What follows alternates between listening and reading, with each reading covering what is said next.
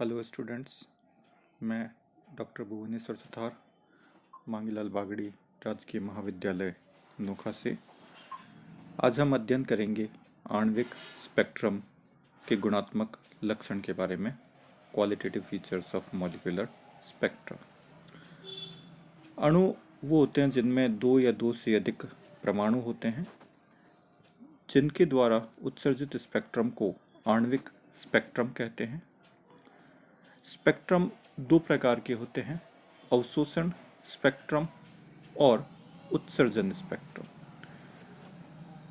पिछले कुछ वीडियोस में हमने एटम परमाणु के बारे में अध्ययन किया, जिसमें इलेक्ट्रॉन नाभिक के चारों और विभिन्न ऊर्जा स्तरों में चक्कर लगाते हैं। जब कोई भी एटम को बाहर से ऊर्जा दी जाती है और यह ऊर्जा एटम के इन विभिन्न ऊर्जा स्तरों के मध्य ऊर्जा अंतराल, जिसे हम ऊर्जा अंतराल या बैंड गैप कहते हैं, इनकी तुल्य ऊर्जा अगर दी जाती है तो इलेक्ट्रॉन इस ऊर्जा को ग्रहण करता है और निम्नतम ऊर्जा स्तर से उच्चतम ऊर्जा स्तर में संक्रमण करता है और इस प्रकार ऊर्जा का अवशोषण होता है। इस प्रकार के स्पेक्ट्रम को हम अवशोषण स्पेक्ट्रम कहते हैं, जो चमकीले वर्णक्रम में हमें काली रेखाओं के द्वारा प्रदर्शित होता है। इसी प्रकार जब कोई एटम उत्तेजित अवस्था में है और इलेक्ट्रॉन उच्चतम ऊर्जा स्तर में होते हैं, तो यह कुछ समय पश्चात जहाँ उच्चतम ऊर्जा स्तर में इनका जो लाइफ टाइम है, इनका जो आयु काल है, वो बहुत अल्प होता है। अल्प आयु काल के पश्चात यह पुनः निम्नतम ऊर्जा स्तर में संक्रमण करते हैं और ऊर्जा अंतराल के तुल्य ऊर्जा का उत्सर्जन कर देते हैं। इस प्रकार उत्सर्जित ऊर्जा से बने स्पेक्ट्रम को हम उत्सर्जन स्पेक्ट्रम कहते हैं। तो यहाँ हमने देखा दो प्रकार के स्पेक्ट्रम, उत्सर्जन स्पेक्ट्रम और अवशोषण स्पेक्ट्रम। जब किसी भी एटम या मॉलिक्यूल या परमाणु से उत्सर्जित स्पेक्ट्रम को माइक्रोस्कोप से एनलार्ज कर देखा जाता है, तो विभिन्न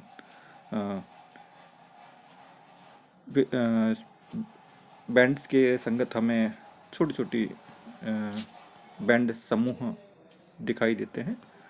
और आणविक स्पेक्ट्रम जो है वह 3 क्षेत्रों में मुख्यतः पाया जाता है। पहला है एक्सट्रीम इंफ्रारेड, चरम अवरक्त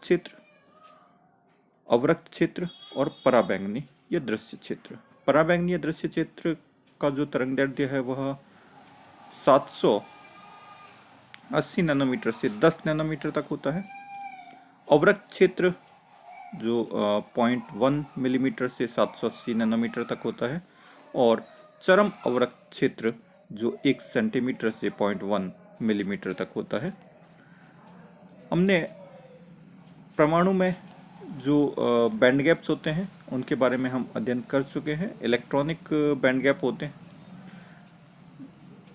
और इन बैंड गैप के मध्य जो अंतराल होता है वह लगभग 5 इलेक्ट्रॉन वोल्ट के ऑर्डर का होता है। 5 इलेक्ट्रॉन वोल्ट, 1 इलेक्ट्रॉन वोल्ट के संगत जो तरंगदैर्ध्य है वह 1280 एंगस्ट्रॉम के तुल्य होती है। इसमें 5 का डिवाइड कर दें तो हमारे पास तुल्य वेवलेंथ मिल जाएगी, और ये वेवलेंथ जो है वो यूवी और विजिबल रीजन में एग्जिस्ट करती है। अर्थात इलेक्ट्रॉनिक ऊर्जा स्तरों में संक्रमण से हमें विजिबल, दृश्य और पराबैंगनी क्षेत्र में स्पेक्ट्रम प्राप्त होते हैं। इसी प्रकार जब 2 या 2 से अधिक परमाणु एक दूसरे के पास आते हैं और मॉलिक्यूल्स का निर्माण करते हैं, अणु का निर्माण करते हैं, तो अणुओं में 2 परमाणुओं के मध्य जो आकर्षण बल लगता है उसमें विभिन्न ऊर्जा के संगत कंपन होता है और कंपन ऊर्जा स्तर बनते हैं। इन कंपन ऊर्जा स्तरों के मध्य जो अंतराल है वह 0.1 इलेक्ट्रॉन वोल्ट के तुल्य होता है, और इसके संगत अगर वेवलेंथ या एनर्जी देखें तो यह हमें इंफ्रारेड रीजन में अवरक्त क्षेत्र में IR रीजन में एनर्जी एमिट करता है। तो कंपन ऊर्जा स्तरों में संक्रमण से जो स्पेक्ट्रम बनता है वह अवरक्त क्षेत्र में पाया जाता है। इसी प्रकार दो या दो से अधिक परमाणुओं से मिलकर बना हुआ जो अणु है कुछ ऊर्जा अल्प ऊर्जा प्राप्त कर घूर्णन गति करने लगता है और इसके संगत हमें घूर्णन ऊर्जा स्तर मिलते हैं। इन घूर्णन ऊर्जा स्तरों के मध्य जो ऊर्जा अंतराल है वह 10⁻³ इलेक्ट्रॉन वोल्ट के तुल्य होता है और यह ऊर्जा जो है वह एक्सट्रीम IR चरम अवरक्त या माइक्रोवेव रीजन में पाई जाती है। तो घूर्णन ऊर्जा स्तर में संक्रमण से जो घूर्णन स्पेक्ट्रम बनता है वह घूर्णन स्पेक्ट्रम को हम IR चरम अवरक्त क्षेत्र में ऑब्जर्व कर सकते हैं।